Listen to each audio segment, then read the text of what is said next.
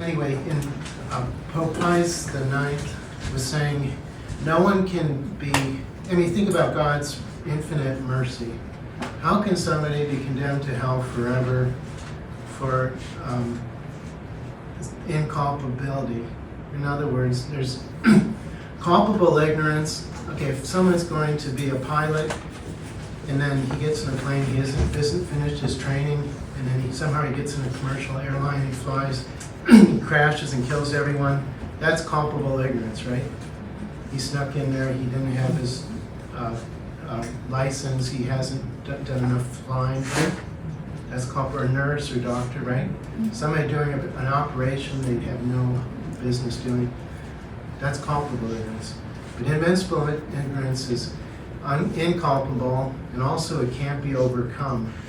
So I'd like to read simply what Pope Pius IX said, because he says it's impossible that God would send somebody to hell forever, and they're not guilty of a deliberate sin.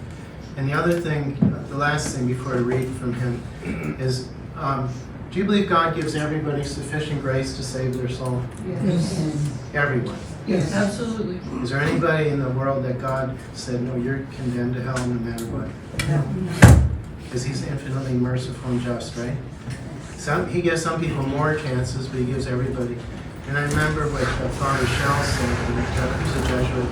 He said, it's in the last gospel, who enlightens every man who comes into the world. So to condemn, Fenianism, and then denying baptism and blood, baptism, it's all we need is the truth. So God gives everybody sufficient grace before they die to have a supernatural faith and charity. So even if they're an atheist, they were raised by really bad parents, even if they went to voodoo or Satanism or anything, right? God still created them, and he wants them to give at least a chance to save their soul.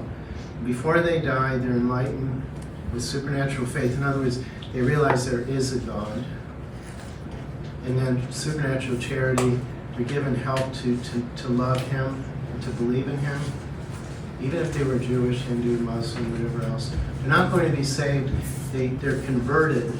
That's what baptism of desire is, right?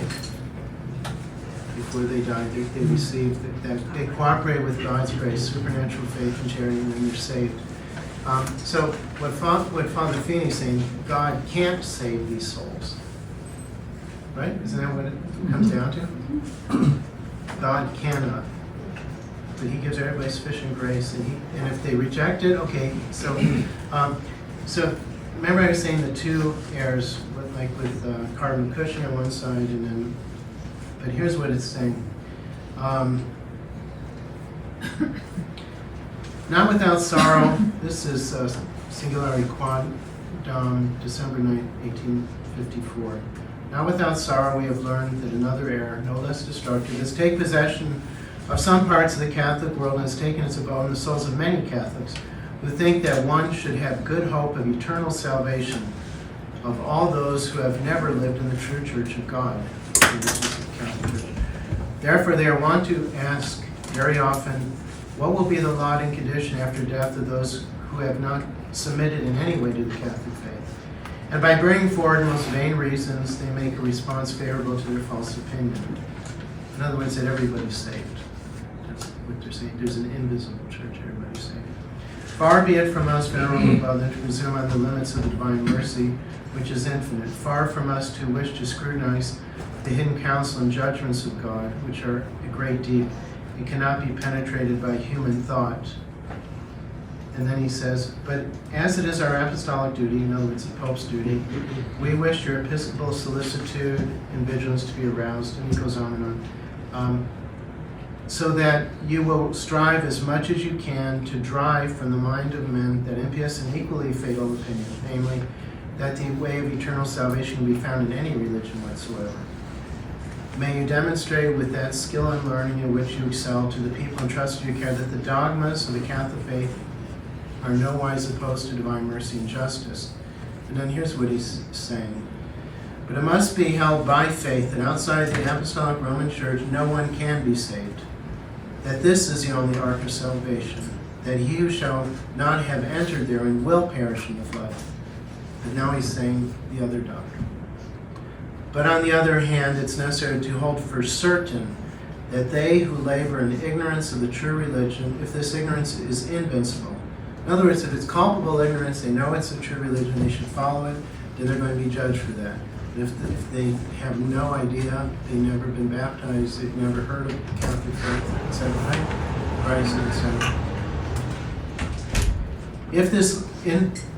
But on the other hand, it's necessary to hold for certain that they who labor in ignorance of the true religion, if this ignorance is invincible, are not stained by any guilt in this matter in the eyes of God. Now, in truth, who would arrogate to himself, so much to himself, as to mark the limits of such an ignorance? In other words, that God can't save these people. Because of the nature and variety of peoples, regions, and their dispositions, and of so many other things. For in truth, when released from these corporal chains, we shall see God as he is, we shall understand perfectly, etc.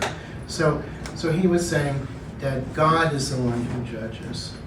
And we don't know who these individual people are. In some cases we might, but in most cases it's up to God knows, right? But that's why this invincible ignorance it's a balance for God's justice and mercy. So I just wanted to simply explain that.